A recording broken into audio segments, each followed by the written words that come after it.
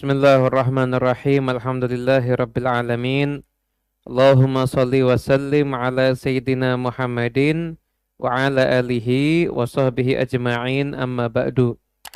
Hadirin yang dimuliakan Allah taala, alhamdulillah. Nah, kita semuanya bisa bersama-sama lagi ada di masjid.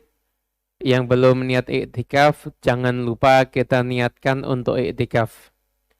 Niat untuk iktikaf pada di masjid ini selama kita berada di dalamnya. Semoga insya Allah kita banyak dapat kebaikan. Kebaikan duduk di majelis ilmu, kebaikan iktikaf di masjid, kebaikan memakmurkan masjid, kebaikan mengisi waktu antara maghrib dan isya.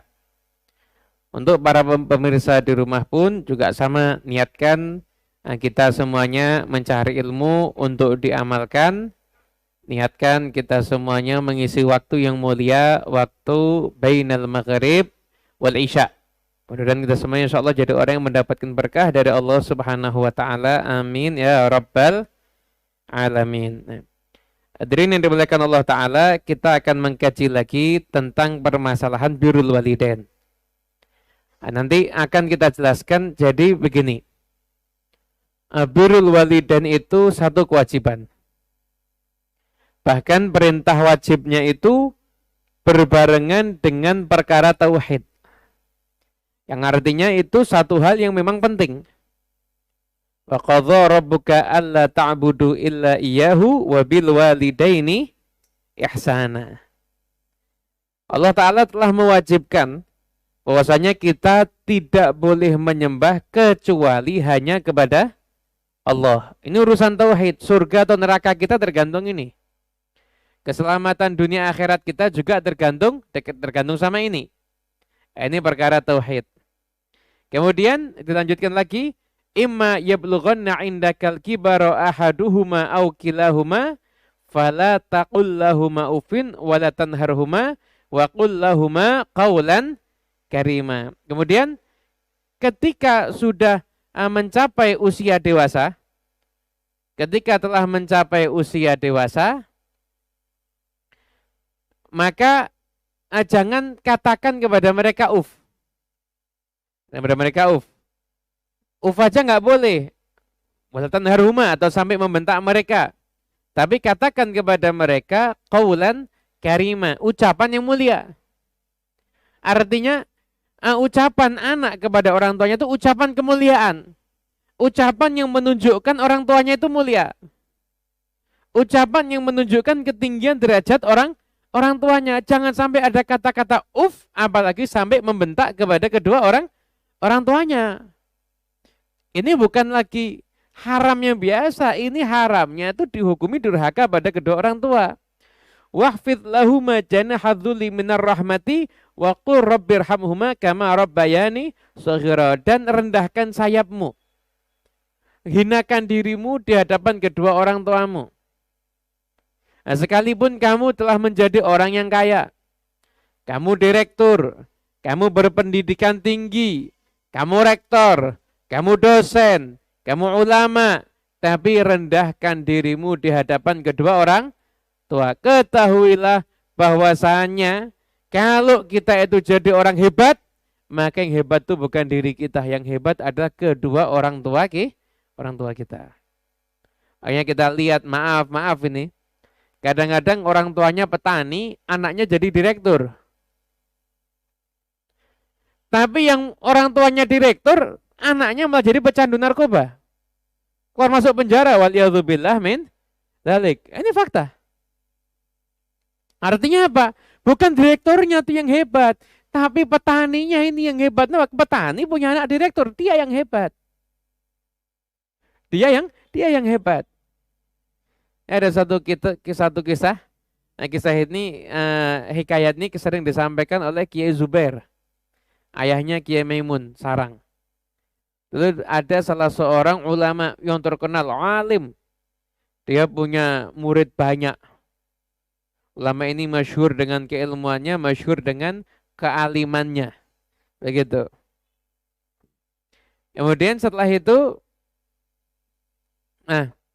ulama yang masyhur ini punya murid sekian banyak, Dapat kabar bapaknya mau datang. Bapaknya mau datang. Santri-santrinya kan bingung, wah ini ulamanya aja hebat, apalagi bapaknya ya. Bapaknya pasti lebih lebih hebat. Bapaknya tuh pasti lebih hebat. Lu anaknya aja alim begini, apalagi bapaknya. Bapaknya datang dilihat ternyata biasa. Biasa ibadahnya, biasa semuanya biasa. Bahkan kelihatan seperti orang awam malahan. Nah, sama anak-anak ini, santri-santri ini ditakwil. Oh, itu mungkin cuma tawadhu, nggak mau nunjukkan ilmunya, nggak mau nunjukkan alimnya. Sampai akhirnya bapaknya ini kencing di samping masjid. Nah, santri ini mau kita takwil model macam apa lagi ini? Kencing dalam masjid sudah pasti awam ini. Akhirnya nanya sama ulama tadi, Ustadz, katanya bapaknya lebih alim. Ya betul lebih alim. Loh enggak, kok penampilannya awam, kita dari awal udah kita takwil. Jangan-jangan itu tawadhu, jangan-jangan nggak mau nunjukkan, jangan-jangan disembunyikan. Terakhir kencing di samping masjid. Waduh, kelihatan awam banget ini. Kita mau takwil udah bingung. Kata ulama tadi begini, bapak saya pintar, kenapa? Karena anaknya aku. Bapak saya itu kelihatannya awam, polos, nggak ngerti apa-apa, tapi dia hebat. Buktinya punya anak ulama. Saya belum tentu sehebat bapak saya. Lihat nanti anak saya jadinya seperti apa.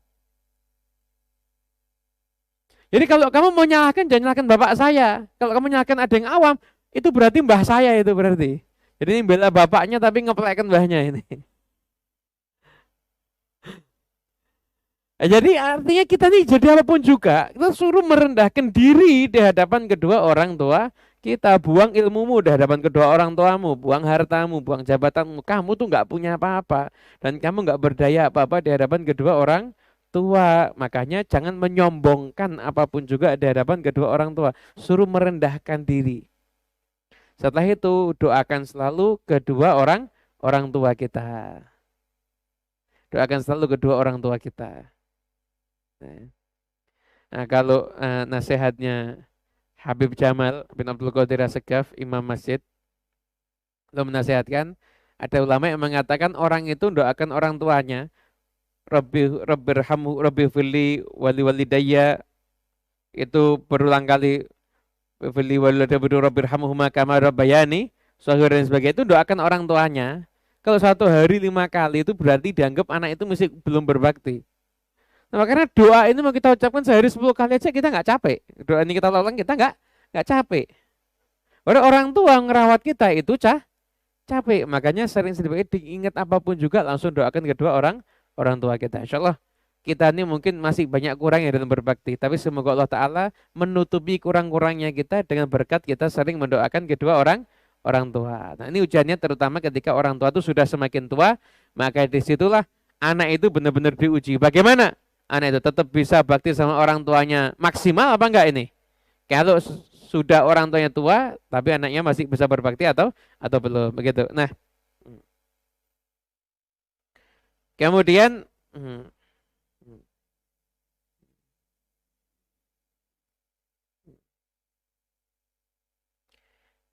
diriwayatkan oleh Imam At-Tirmidzi, ini kita lanjutkan hadisnya tentang masalah berbakti kepada kedua orang tua ya.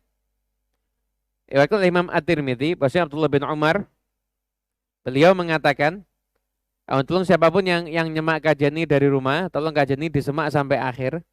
Nanti di bagian akhir, karena ini yang bagian pentingnya itu bukan sekarang, bagian akhir nanti kita akan jelaskan alasannya kenapa sih kebaikan itu kok berat.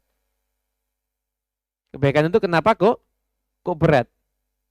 Nah, kita akan jelaskan ada di bagian akhir, nggak kita jelaskan sekarang. Jadi biar mau tidak mau lihat sampai akhir nanti semuanya. Yang di masjid kan tidak mungkin pulang ya. Dan yang di masjid kan tidak mungkin pulang. Dan yang di rumah juga dengarkan sampai akhir. Nanti kita akan tahu kenapa sih kebaikan itu kok berat dan gimana caranya nyiasati biar kebaikan ini nggak jadi berat lagi. Begini. Ya, kita akan bacakan kitab-kitabnya dulu ya. Imam At-Tirmidzi meriwayatkan dari Abdullah bin Umar. Abdullah bin Umar itu punya istri yang beliau cintai. Cinta sama istrinya. Tapi Sayyidina Umar nggak suka sama istrinya Abdullah bin Umar ini. Bahkan Sayyidina Umar memerintahkan ceraikan istrimu. Abdullah bin Umar nggak mau. Sampai akhirnya Umar mendatangi Rasulullah SAW. Setelah itu Nabi SAW mengatakan pada Abdullah bin Umar, tolikha, ceraikanlah perempuan itu. Nah, Jadi artinya sampai-sampai urusan rumah tangga pun juga harus nurut dengan orang tua. Nah, kata para ulama begini, kalau memang gimana hukumnya anak memerintahkan gimana hukumnya orang tua memerintahkan anaknya untuk cerai? Kata para ulama ini menurut Syed Muhammad bin Alawi Al-Maliki, in kana al-haqqu fi janibil walidain fatalaquha wajibun wa illa fahuwa jaiz. Kalau seandainya memang benar orang tua itu punya alasan yang hak untuk memerintahkan anaknya menceraikan istrinya, alasannya hak benar secara syariat, maka mentalak istrinya itu hukumnya wajib. Tapi kalau alasan orang tua itu bukan alasan yang hak, maka menceraikan anak itu jaiz. Artinya nggak diceraikan pun oleh anak itu, tidak dikatakan anak itu durhaka kepada kedua orang tua. Bisa dipahami ya? Ada orang tua punya anak, anaknya punya istri. Orang tua tiba-tiba memerintahkan, ceraikan istrimu nak. Alasannya apa? Alasannya karena istrimu nggak sholat. Bapak atau sendiri istrimu nggak sholat, kadang-kadang omongannya nggak benar dan lain sebagainya. Hak ini alasannya, syariat. Ceraikan. Alasannya hak, syara'an ini. Ini membahayakan agamanya anak. Ceraikan. Tapi kalau alasan orang tua itu bukan alasan yang hak. Ceraikan istrimu nak. Kenapa? Ibu lihat mukanya nggak suka. Tuh bapak lihat mukanya hampir muntah. Misalkan begitu, ya jaiz. Ketika anak tidak menceraikan, maka anak tidak dikatakan durhaka kepada kedua orang tuanya. Paham ya maksudnya ya? Biasanya nanti ini pertanyaan banyak yang curhat nanti bab begini-begini ini. Kemudian diriwayatkan Abdullah bin Umar, lihat ada seorang yang tawaf di Ka'bah itu gendong ibunya di lehernya gini. Apa bahasa Jawanya? Disunggi ya. Ibunya itu digendong di lehernya begini. Kemudian ketemu sama Abdullah bin Umar, mengatakan, "Ya Ibnu Umar, ataro anni jazaituha?" Umar, aku udah balas jasanya ibuku atau belum? Katanya Umar, la wala bitalqatin wahidatin. Enggak, sekalipun jasanya ibumu sakit ketika melahirkan kamu, itu belum kamu balas dengan kamu gendong ibumu ketika tawaf tadi itu. Jadi ini katakan anaknya nih berangkat haji dari rumahnya jauh, gendong ibunya sampai di Ka'bah, sampai di mana gendong ibunya terus. Sudah cukup gak aku nih balas jasanya ibuku? Kata Umar, belum cukup. Bahkan sakitnya ibumu ketika melahirkan kamu belum terbayar dengan usaha kamu ini. Walakinnaka ahsanta. Tapi kamu sudah berbuat baik.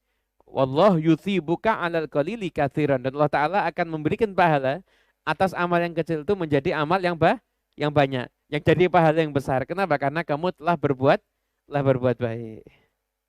Begitu kata.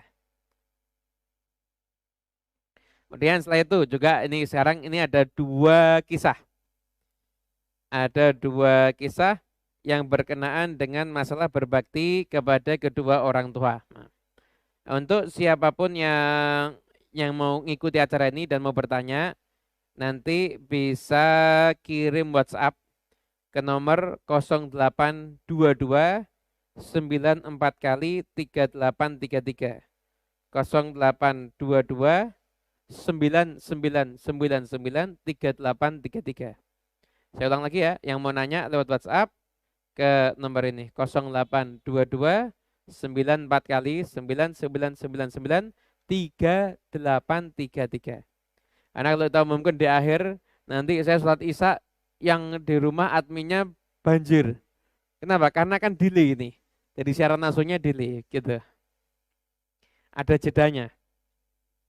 Ini dikisahkan, ini hadis yang riwayat Sahihain, ada di Bukhari, ada di kitab Muslim, dan ada di banyak riwayat.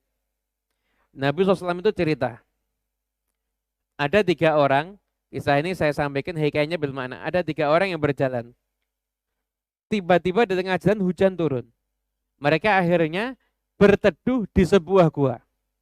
Masuk mereka ke gua, ternyata karena derasnya hujan mungkin, ada batu di atas gua itu turun, sampai akhirnya batu itu menutup pintu daripada gua tersebut. Akhirnya mereka mengatakan begini masing-masing, udah kita lihat amal kita yang ikhlas di mata Allah Ta'ala, maka kita doa, minta kepada Allah Ta'ala, berkat amal kita itu siapa tahu Allah Ta'ala membukakan batu ini berkat doa-doa kita. Itu. Ya.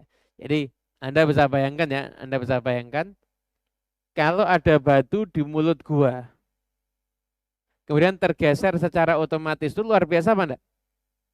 Luar biasa. Yang doa bisa sampai geser, wali berarti ini ya. Kekasihnya Allah Subhanahu wa Ta'ala. Anda sekarang doa pakai amal Anda, geser meja ini, bisa enggak? Anda nggak pede mungkin.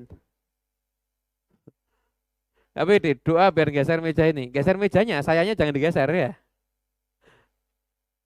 Coba ini luar biasa loh. Batu itu bisa bergeser karena doa-doa ini tadi. Apa amalnya yang digunakan untuk tawasul? Nah, amalnya adalah yang pertama. Yang pertama. Ya Allah, aku punya kedua orang tua udah tua. Dan aku juga punya anak-anak kecil. Tiap hari pekerjaanku tuh menggembala untuk mereka. Ya untuk orang tuaku, ya untuk anakku. Biasanya kalau sore aku memasukkan, misalnya secara hadisnya tadi, memasukkan hewan-hewan ternak aku tuh ke kandang dan aku meres susunya. Meres susunya. Setelah itu nanti aku kasihkan kepada orang tuaku dulu, setelah itu baru aku kasihkan kepada anakku. Ini lebih dipentingkan orang tuanya. Suatu hari aku agak terlambat. Intinya saya agak terlambat, hingga akhirnya ketika saya meras susu, dan setelah itu saya bawa, saya datangi orang tua saya, ternyata sudah tidur. Akhirnya aku nunggu orang tuaku sampai bangun, nggak aku kasihkan ini minuman susu kepada anakku, padahal anakku itu ada di kakiku, mereka nangis-nangis kelaparan minta susu itu nggak aku kasihkan, sampai aku nunggu kedua orang tuaku itu bangun. Aku tidak mau mendahulukan anakku dibandingkan kedua orang tuaku. Sampai itu dari mulai malam itu sampai terbit fajar. Kata orang tadi, ya Allah, kalau engkau tahu aku melakukan itu adalah untuk dirimu ya Allah, maka geserlah batu ini ya Allah. Akhirnya bergeser sedikit sampai bisa lihat langit. Tapi belum bisa keluar. Itu kan ada 3 orang kan? Orang yang kedua doa lagi, ya Allah, engkau tahu aku pernah jatuh cinta sama seorang perempuan, kerabatku sendiri. Aku cinta yang luar biasa sama dia. Sampai akhirnya aku ngajak dia untuk berbuat zina. Dia nggak mau, tapi akhirnya dia suatu saat dia terpaksa menerima ajakanku untuk berbuat zina karena dia ada kesulitan ekonomi. Dia mau dengan catatan saya harus membawa uang 100 dinar. Nah itu berarti kurang lebih 200-an juta. Saya kumpulkan 100 dinar, saya kasihkan kepada dia. Ketika saya sudah tinggal berbuat aja nih. Saya sudah tinggal berbuat aja. Maka dia mengingatkan aku, hamba Allah, jangan engkau ambil cincin itu dengan cara yang bukan haknya. Artinya apa? Jangan engkau lakukan perbuatan zina. Begitu. Karena saya dengarkan ucapannya dia itu, maka saya nggak jadi berbuat zina. Ini udah di depannya ini. Maaf, kalian sudah tinggal 1 langkah aja udah terjadi perbuatan itu. Udah berhadapan mungkin udah nggak berpakaian lagi. Udah tinggal selangkah nih. Perempuan yang dia tunggu dia cinta bertahun-tahun ada di hadapannya. Tinggal dia mau berbuat apapun juga bebas. Karena dia udah ngasihkan duit. Tapi ketika perempuan itu mengatakan takwalah kamu kepada Allah, takutlah kamu kepada Allah. Dia ingat Allah. Dia tinggalkan perempuan itu. Duitnya dikasihkan nggak dia ambil. Ya Allah, kalau amal ini ikhlas, maka bukalah batu ini Allah. Terbuka dikit tapi belum bisa keluar. Yang ketiga adalah seorang yang dia itu punya pegawai. Dia punya pegawai, pegawainya ini kerja tempat dia, suatu ketika pegawai ini tiba-tiba pergi, padahal belum digajian. Gajinya disimpan sama tuannya. Tuannya bukan orang kaya. Nah, gajinya pegawai ini disimpan daripada nggak jadi apa-apa dibuat beli hewan ternak. Subhanallah, diurus hewan ternak ini uangnya muter. Beranak. Anda tahu ternaknya sampai dikatakan ini gunung, ada lembah, ini. Lembah itu isinya ternak, semuanya adalah uang dari pegawainya itu tadi. Setelah sekian tahun pegawainya datang lagi. Dulu kamu belum gaji saya, sekarang mana gaji saya? Kata tuanya tadi, ini loh, ini yang ada di lembah ini gunung naik ke atas nih, semuanya ini punya kamu. Jangan bercanda kamu. Dikisahkan dulu uangmu daripada nganggur saya putar, ternyata jadinya segini. Oh ya udah, Anda bayangkan semua ternaknya itu diambil, majikannya nggak dikasih sama sekali. Nggak dikasih sama sekali. Ditinggali cuma kotoran sapi sama kotoran kambingnya aja. Nggak dikasih sama sekali. Ya Allah, kalau ini semua aku lakukan karena ikhlas untuk Allah Ta'ala, maka bukalah pintu gua ini. Akhirnya terbuka pintu gua ini, ketiga orang ini bisa keluar. Nah, kisah ini luar biasa. Pelajarannya ya. Yang pertama, yang pertama, manusia itu, saya dengar kisah ini ketika pernah sampaikan oleh Al-Habib Muhammad Anis bin Alwi Al-Habsyi ketika menyampaikan kisah ini, beliau mengatakan setiap orang itu harus punya setidaknya satu amalan yang bisa dia andalkan di hadapan Allah Ta'ala. Kalau sewaktu-waktu dia mati, dia punya amalan ini untuk ngadep kepada Allah Ta'ala. Terserah amalannya apa. Jadi harus punya satu amalan yang ikhlas, yang mungkin benar-benar bernilai di sisi Allah Ta'ala. Harus punya kita. Terserah apa. Tapi amalan ini nggak ada tendensi pribadi ya. Semuanya untuk Allah Ta'ala. Mungkin kita sedekah rahasia, mungkin kita birrul walidain dan lain sebagainya. Pokoknya hanya untuk Allah Ta'ala. Harus punya amalan itu. Kenapa? Sewaktu-waktu kita meninggal dunia, siapa tahu berkat satu amal yang diterima sama Allah Ta'ala ini, berkat satu ini Allah menerima semua amal kita yang lain. Insya Allah begitu. Insya Allah seperti itu. Apa amal kita yang mau kita andalkan? Misalkan kita pernah misalkan kita lagi nggak punya apa-apa, tiba-tiba ada seseorang yang sangat memerlukan datang sama kita. Kita nggak punya apa-apa sama sekali nih. Kita kasihkan milik kita yang kita punya semuanya ke dia. Biar dia tuntas masalahnya. Siapa tahu karena amalan sepele ini, kita mungkin duit bisa nyari lagi. Tapi dia ketika itu harus segera dituntaskan masalahnya. Siapa tahu ketika itu Allah Ta'ala jadikan kita semuanya punya amal, dan amal ini selalu akan Allah berikan kebaikan berkat amal ini sampai nanti di hari kiamat, insya Allah. Gitu. Saya dipahami ya? Nah, yang kedua, tawasul dengan amal soleh itu boleh. Boleh tawasul dengan amal soleh. Artinya tawasul itu tetap kita mintanya kepada Allah Ta'ala. Nah kalau tawasul dengan amal soleh boleh, berarti juga boleh tawasul dengan berkatnya orang soleh. Begitu. Boleh, enggak apa-apa. Ya Allah, saya berada di makamnya ulama fulan. Orang ini hidupnya qiyamul lail, hidupnya ibadah, ya Allah. Berkat kemuliaannya dia, ya Allah. Berkat kedekatannya dia kepadamu, ya Allah. Kabulkanlah semua hajat kami, ya Allah. Boleh, enggak apa-apa. Tawasul dengan amal soleh boleh. Tawasul dengan orang soleh juga boleh. Itu bukan berarti minta sama orang solehnya. Enggak, mintanya tetap kepada Allah Ta'ala. Tawasulnya itu hanya perantara gitu. Saya dipahami ya? Nah, yang berikutnya. Allah Ta'ala itu cinta kepada amal. Allah Ta'ala itu menghargai suatu amal. Membalas suatu amal dengan balasan yang akan berlipat-lipat. Kalau di amal itu kita merelakan apa yang kita sukai dan kita lebih memilih apa yang Allah sukai. Itu Allah cinta dengan itu. Paham ya? Nih, lihat nih tadi ini. Ini tadi yang pertama urusannya sama orang tua ya kan? Urusannya sama orang tua. Ini anak lebih memilih melakukan apa yang orang tuanya suka dibanding melakukan apa yang dirinya suka untuk ngasih minuman susu ke anaknya. Mungkin ketika itu orang tuanya udah tua, orang tua mungkin akan sensitif kalau ternyata dapatnya sisa, ternyata dia lebih penting anak itu orang tuanya akan sensitif. Dia jaga perasaannya orang tua, dia nggak mikirkan dirinya, dia nggak mikirkan anaknya, yang dia pikir adalah bagaimana orang tuanya. Ketika orang tuanya dia berusaha untuk membuat ridho orang tuanya, maka Allah Ta'ala langsung ridho kepada dia. Jadi dia lebih milih apa yang disukai sama orang tuanya dibandingkan apa yang disukai untuk dirinya. Gitu. Ini dihargai sama Allah Ta'ala. Orang yang kedua urusannya apa? Syahwat. Syahwat. Syahwat itu dikatakan orang laki itu kalau sudah syahwat hilang akalnya. Tapi dia syahwat udah seneng ini. Dia tinggalkan apa? Karena Allah Ta'ala. Dia meninggalkan apa yang dia suka karena berharap apa yang disukai oleh Allah Ta'ala, berharap apa yang kebaikan di sisi Allah Ta'ala. Dia lakukan itu. Jadi dia suka ini, tinggalkan. Kenapa? Saya mau berbuat apa yang Allah Ta'ala suka, bukan apa yang diri saya suka. Dihargai sama Allah Ta'ala. Yang ketiga apa? Urusan kerja. Urusan kerja, sama.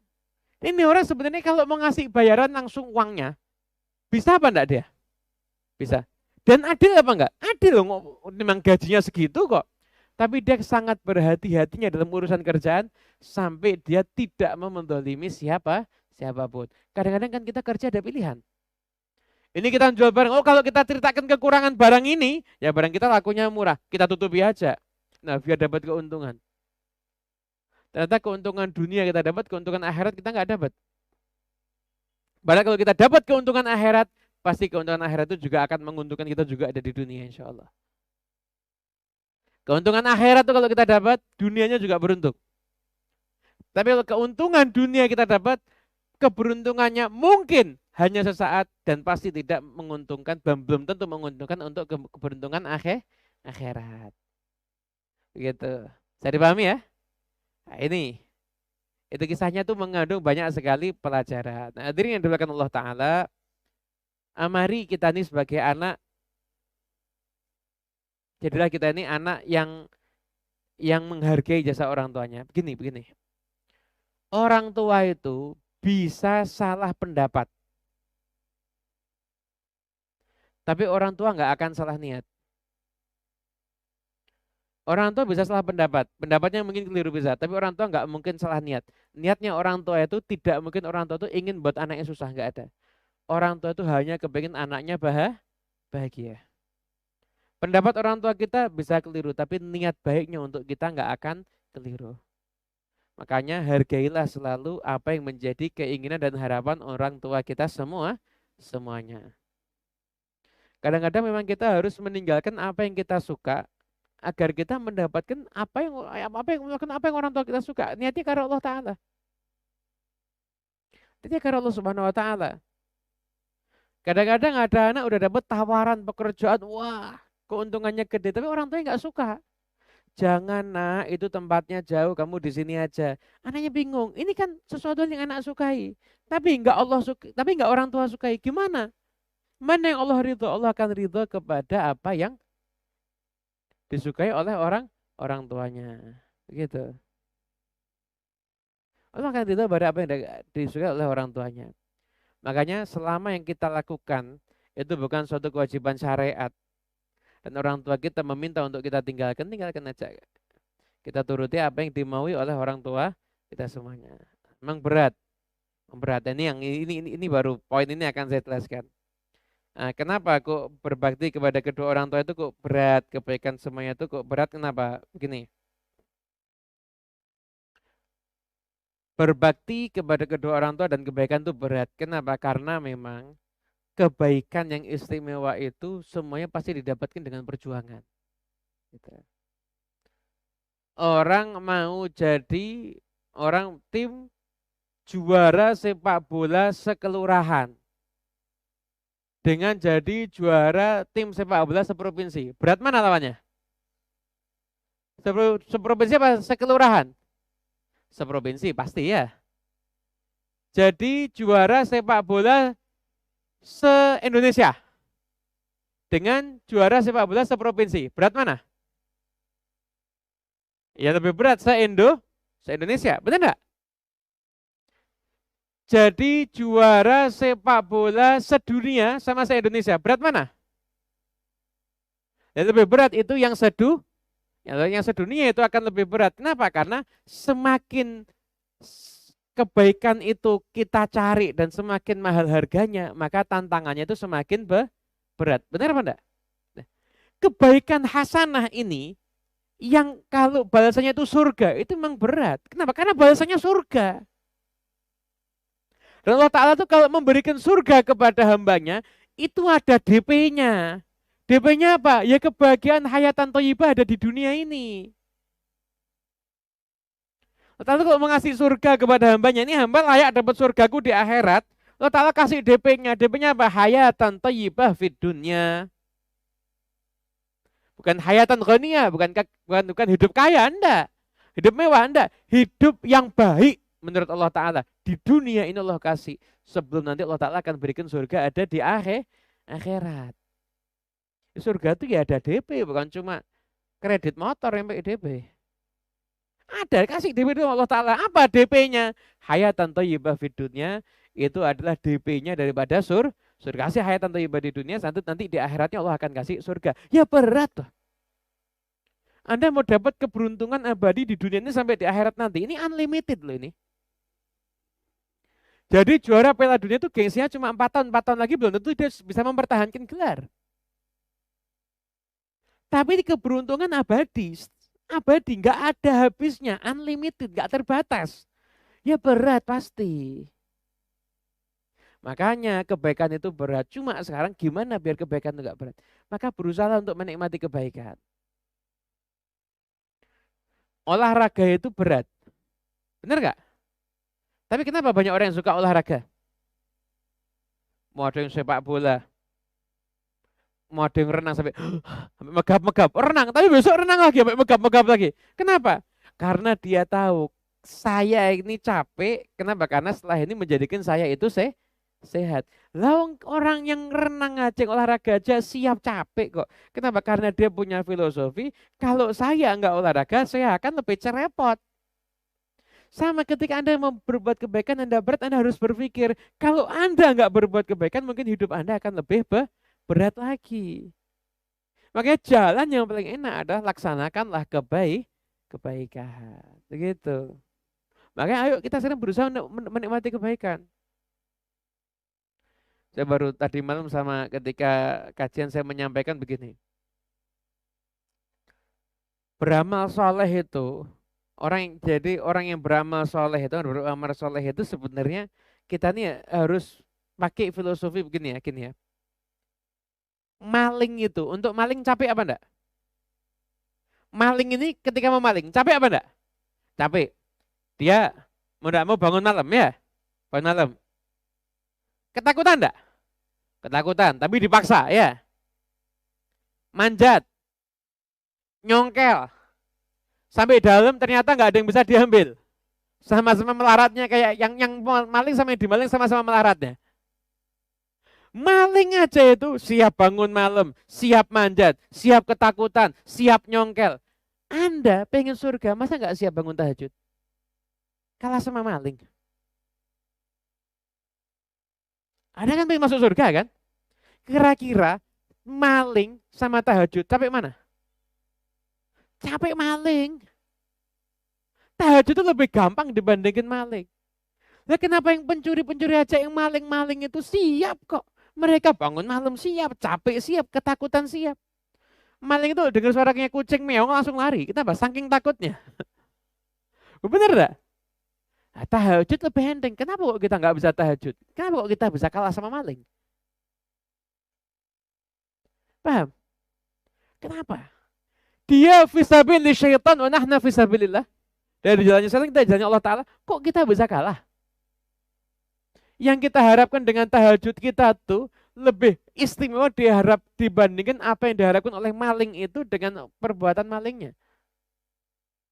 Maling dia pasti harapannya nggak jelas ya. Harapannya nggak jelas. Tapi kalau kita tahajud gimana? Allah Ta'ala sepertiga akhir malam itu turun.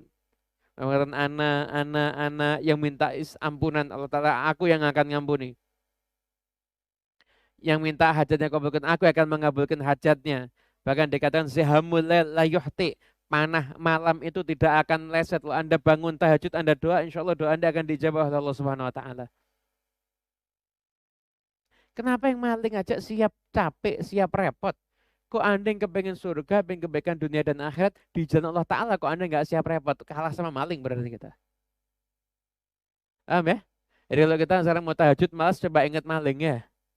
Mau sholat subuh ke masjid malah coba inget mah, maling aja siap, masa kita pengen surga nggak siap, capek. Jadi capeknya kita di dunia ini, capeknya kita di dunia ini, nanti itu akan hilang capeknya, tapi pahalanya akan kekal abadi. Nanti orang yang masuk surga kan ditanya, hidupmu di dunia capek apa enggak? Wallah, anda enggak pernah merasakan capek. Saking nikmatnya surga, lupa sama semua capeknya di dunia.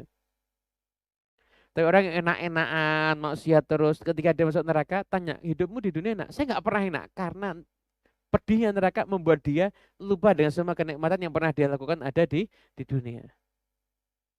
Nah, kayaknya insya Allah kita semuanya jadi orang yang semakin baik insya Allah. Amin, amin ya Rabbal Alamin. Allah Allah. Pertanyaan-pertanyaan ya. Yang di masjid ada yang mau nanya? Kita dahulu kan di masjid ada yang mau nanya. Betul.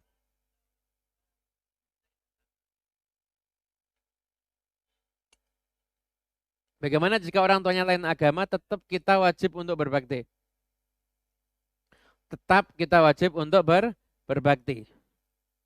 Selama orang tua tidak memerintahkan kita untuk maksiat, maka taat kepada kedua orang tua itu hukumnya wajib. Ya, tidak boleh taat. Kalau nyuruh anaknya ikut agama mereka, ya nggak boleh taat ya. Boleh taat. Jadi sama urusan maksiat nggak boleh taat. Tapi di luar itu tetap boleh untuk taat. Bahkan tetap harus taat kepada kedua orang tuanya. Selama bukan maksiat gitu. Nah, kalau orang tuanya beda agama sudah mati, didoakan apa enggak? Ya nggak usah didoakan. Fokusnya diganti aja. Fokusnya mendoakan agar kita mati dalam keadaan iman dan Islam gitu. Fokusnya diganti ya. Gitu mungkin. Jadi perlu kita sampaikan juga, keburukan yang ada pada diri orang tua, entah orang tuanya itu kafir, non-muslim, atau orang tuanya itu pelaku maksiat, itu tidak akan mengurangi keberkahan anak ketika anak berbakti kepada orang tua tersebut. Jadi tetap anak tetap dapat keberkahan sebagaimana orang tuanya taat, sebagaimana orang tua maksiat. Pokoknya Allah nggak lihat orang tuanya, tapi lihat anak yang berbakti ini, dan anak yang berbakti ini akan diberikan pahala oleh Allah Subhanahu Wa Taala. Gitu. Jelas ya? Ada lagi yang di masjid yang mau nanya? Silakan. Nggak ada, kita baca dari rumah ya. Yang di rumah yang mau nanya.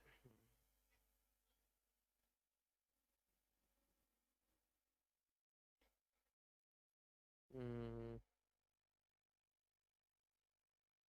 Orang tua yang pilih kasih terhadap anaknya. Kita melaksanakan apa yang diminta, tapi ternyata kok hasilnya berbeda. Jadi dibanding-bandingkan atau gimana? Gimana kalau orang tua tuh pilih kasih kepada anaknya, apakah kita tetap harus berbakti? Ya, wajib berbakti.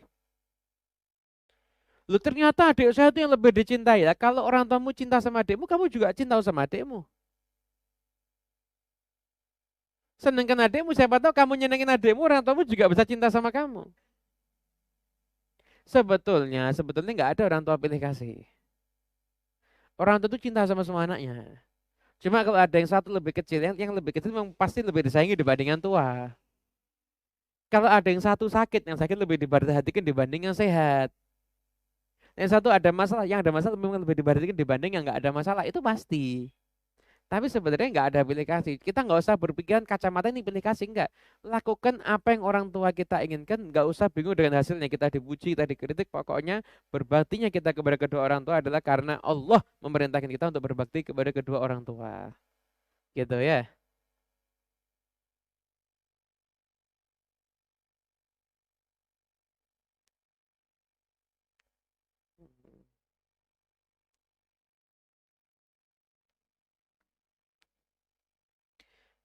Ini.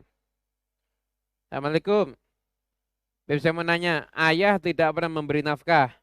Selama hidupnya suka mabuk. Kalau sakit anaknya yang merawat, tapi justru berbicara nggak baik kepada anaknya. Apakah tetap harus berbakti?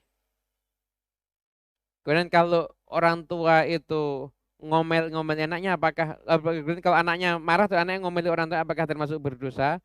Mohon saran agar bisa birrul walidain. Tadi dulu sudah saya sampaikan. Keburukan orang tua tidak mengurangi keberkahan anak ketika berbakti. Yang namanya amal kebaikan yang Allah janjikan pahala itu pasti ada ujiannya. Ketika ujianmu untuk birrul walidain itu semakin berat, maka pahala birrul walidainmu juga semakin besar. Orang tuamu umurnya sampai kapan kamu nggak tahu. Tapi ketika kamu bisa birrul walidain sama orang tuamu masih ada, maka seumur hidupmu bahkan sampai di akhirat pun kamu tetap akan dapat kebaikan karena baktimu kepada kedua orang orang tua. Jadi lebih baik kita capek di masa yang singkat ini demi kebaikan di masa yang lebih panjang lagi. Itu mungkin ya. Wallahu a'lam bisawab. Al-Fatihah bil qabul. Basal ahwal min Allah yaftah alaina wa alaikum futuhal arifin. Bifaqihna yakum fid din wa alimna wa iyyakum ta'awil wahdina yakum la sawa'i sabil rabbana atina fid dunya hasanah wa fil akhirati hasanah wa qina adzabannar. Subhanal alamin bisiril Fatihah. Bismillahirrahmanirrahim. Maliki yaumiddin. Iyyaka na'budu wa iyyaka nasta'in. Ihdinas siratal mustaqim. Siratal ladzina an'amta 'alaihim ghairil maghdubi 'alaihim waladdallin. Amin. Allahumma salli wa sallim ala